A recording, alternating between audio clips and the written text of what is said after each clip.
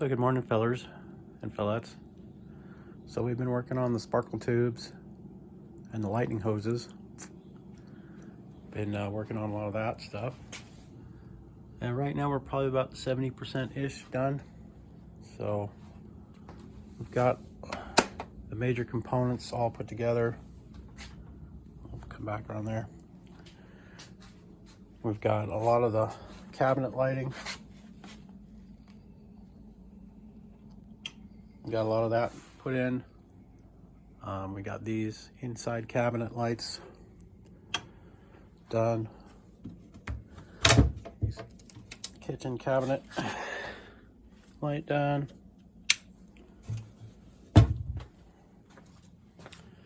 a little utility closet. We're gonna have some fans that are gonna go right here for the AC exhaust. We're gonna have a vent in this door for, we need to vent this whole compartment because we have batteries, we have diesel. So I need to drill a hole in there somewhere to get a vent. There's a little bit of venting right here from the bottom, but we need to get this whole compartment all the way across because we're gonna have propane tanks in here too somewhere. So probably have little propane tanks in there. So we need to vent it. I'm probably gonna vent it up into the fan box, but I might just vent it out the side. We'll see. But anyways, so anyways, yeah, we got a lot of that going for us. We got our plug for our AC power. Obviously the wall is not here yet, but that's where it's going to go. So that's sitting there. We got USB plugs. We got some walkway lights for middle of the night if you got to go pee. We got this is an in cabinet light right there.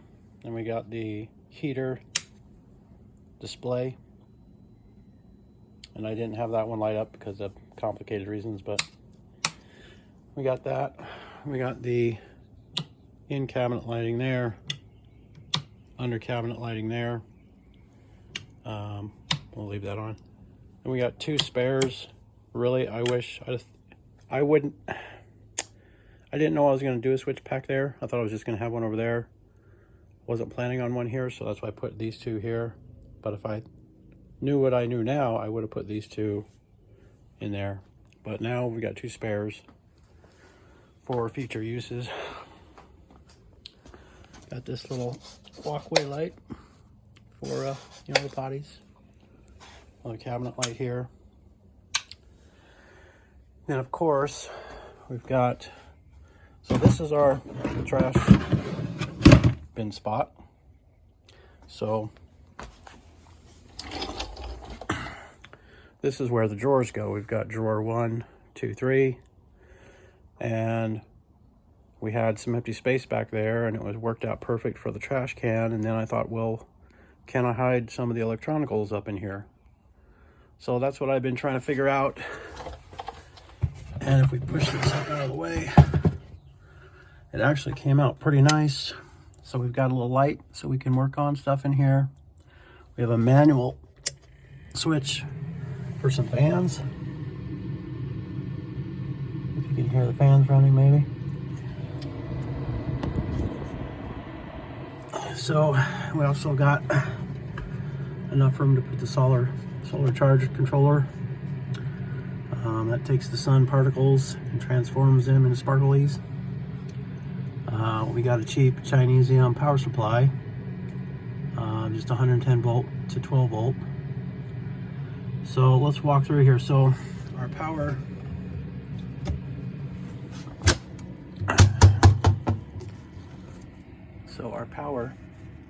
comes in on that cord over there by the diesel heater and loops around on that black cord, comes over here to this main J box up there.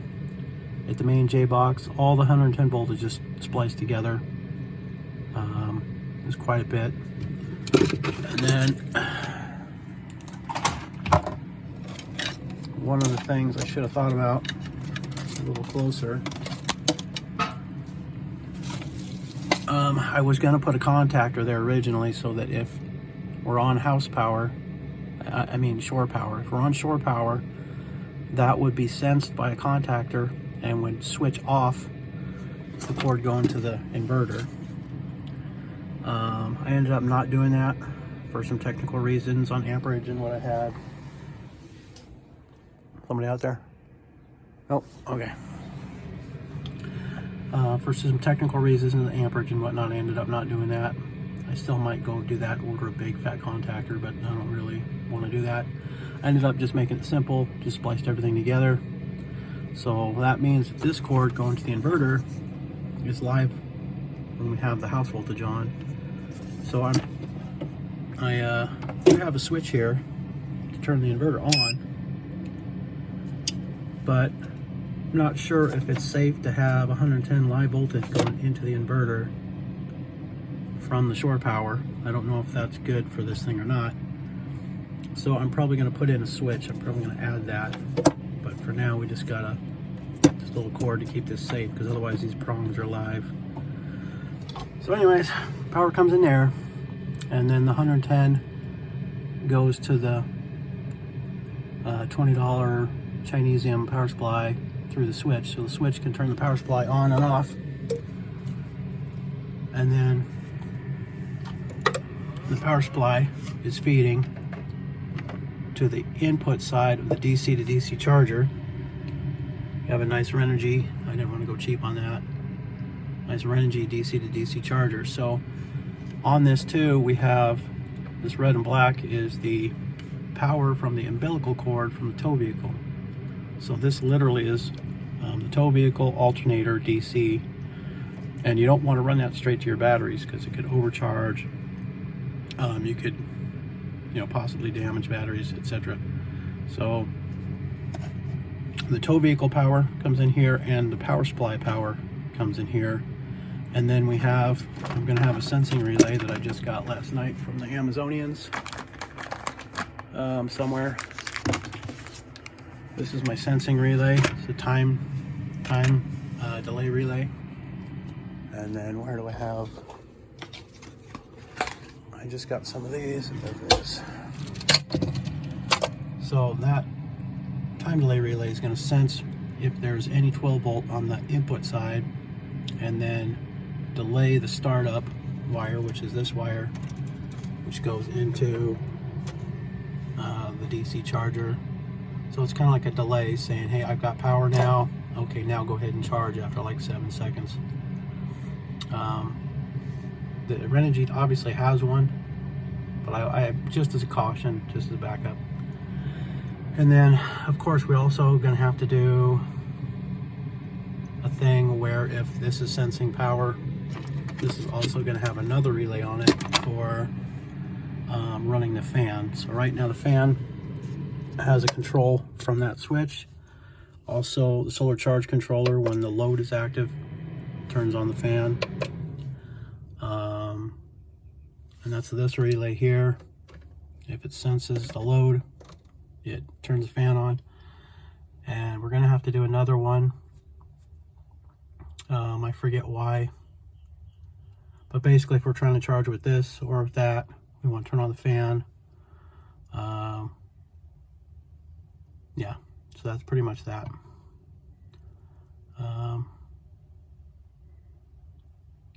I was going to put a 110 relay on the input side of this, so that if this has 110 volt, then we turn on the fan.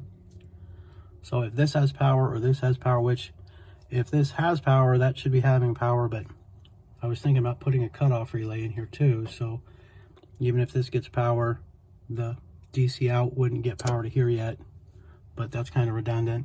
I don't know why I do that. And then we have our battery charging connection on this side here. Also is split to the solar charge sparkle later. And that also comes down, hits this pair of wires going into the inverter. The inverter is just a small one. It's only 300 watts, but it's a pure sine wave. So that should be safe. So if we want to run off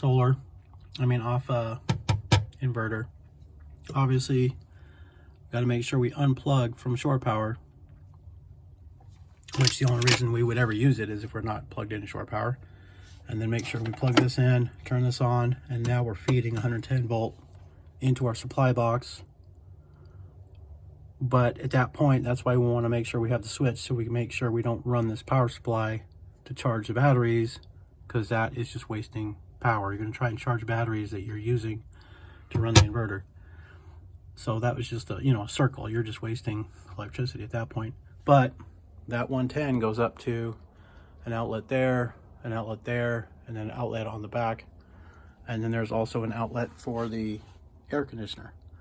But the inverter is only 300 watts. The air conditioner is 500 something, 535 I think.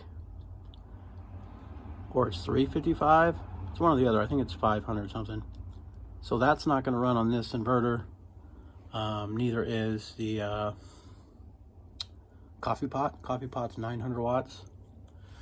So we're not going to be able to run anything serious off this inverter. But, you know, if we got, I don't know, a little something, you know, we can, maybe a little TV or something, we can plug it in. Anyways, that's that. We got to put in this DC circuit breaker switch. This is going to be our solar panel disconnect. I don't know where I'm going to put it because we're kind of running out of space. Here, but this ended up turning out really nice. I didn't think we were going to be able to fit this much stuff here, but you can imagine with the drawers closed, the drawers are going to be right up to this. But with the fans and just enough room to get around the trash can, we've got the airflow. That's going to work out really, really well. And this just came out really nice. I did not think, like I said, I didn't think I'd be able to fit this much stuff in this space. But the power supply happened to be thin enough. We even got a little switch pack up in there. Everything is clearing the trash can just fine. I don't know if I'm going to drive with the trash can there. I don't see the trash can hurting anything while we're driving, but maybe I'll pull it out when we're, you know, driving. And then I think the only other concern really is that if stuff is bouncing out of the drawer while we're going down the road, and it might fall into this area, but braking forces would be this way. So if anything, stuff would want to go towards the front of the drawers. So anyways, that's it. We got there's little screens there for the air intakes. And then we need to get, I got them delivered. Where are they at? We've got these. We ordered 3 more of these because the amount of airflow we need, we want to make sure that we add a vent here. So there's going to be 2 of these vents on this side, and then we're going to add 2 of these on this side. So we're going to have one there, and that's going to allow all the airflow we need to go across and go this way. And plus, the diesel heater didn't really have a vent for its air intake in the back, so that way, you know, we're going to have plenty of ventilation for that, either from the secondary here or it can suck across. Because if this is running, charging stuff, then the air is going to want to naturally flow that way anyway. And then the DC charger, the fans actually built in, they pull air this way. So everything is kind of going this direction, left to right.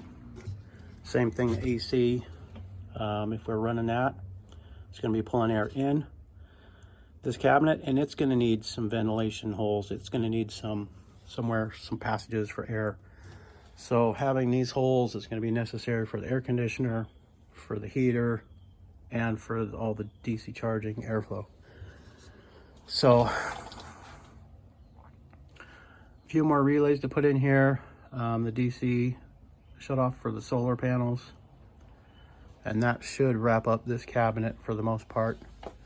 So that's our main components right there. That's all of our charging.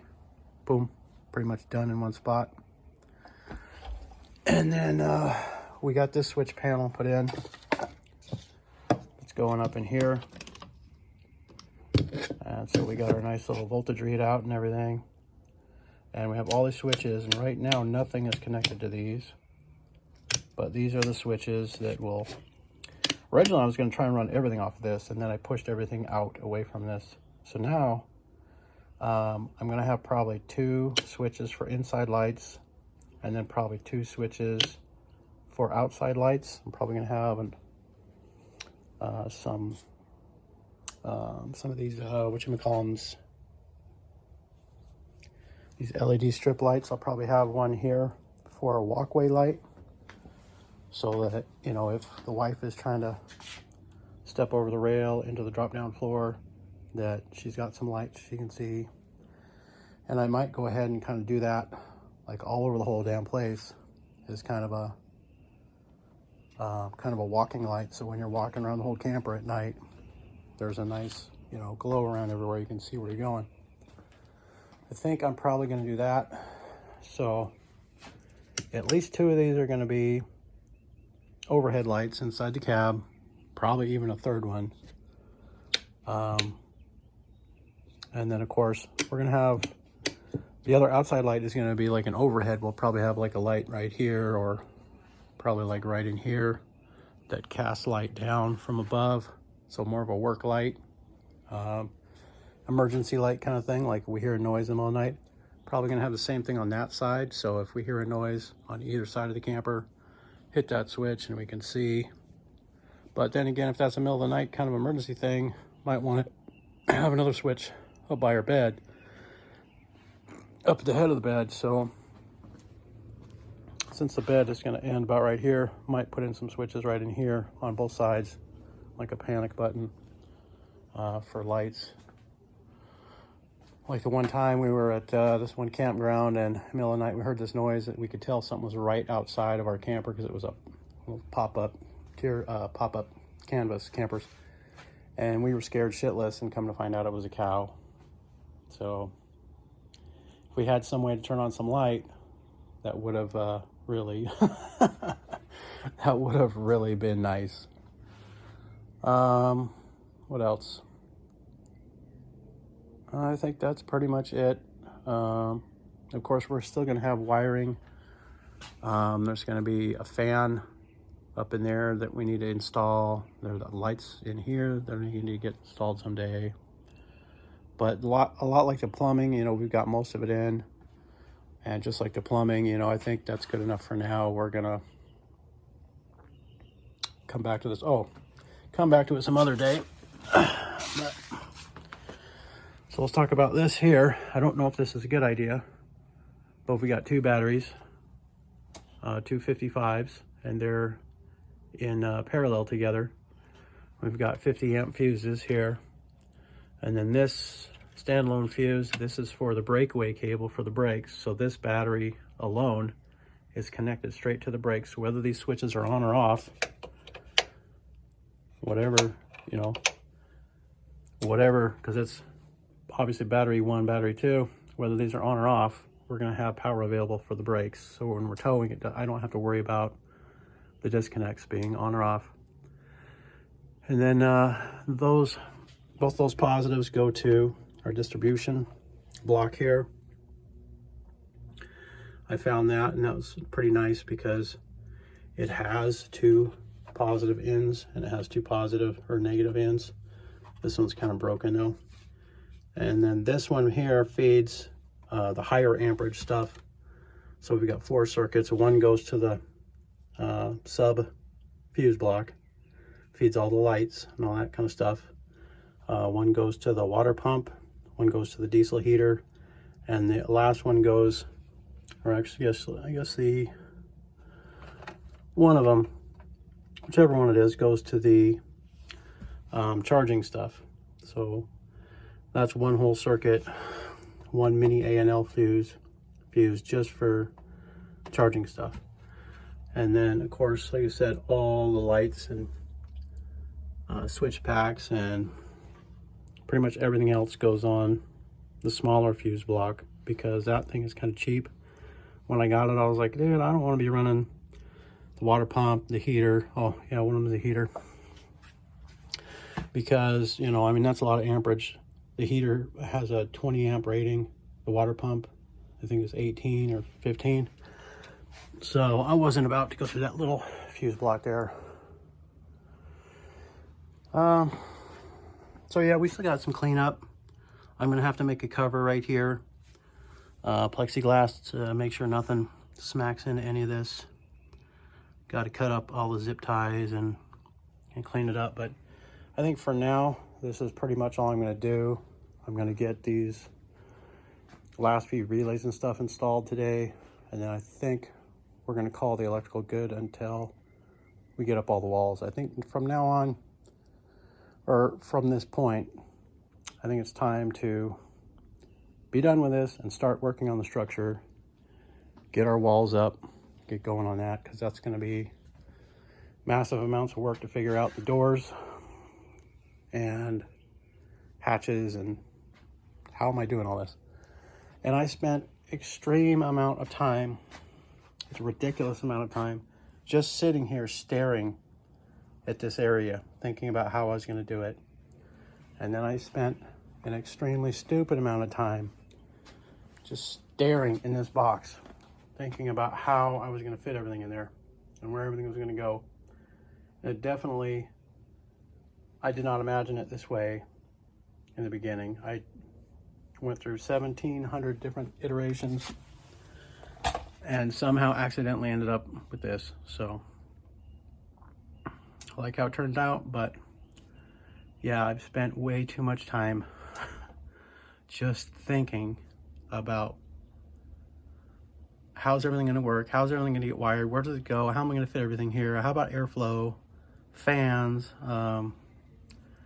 way too much time. So time to move on to the structure. I'm really burnt out on the electrical. Someday we'll worry about the under cab lights and overhead and outside lights and all that. So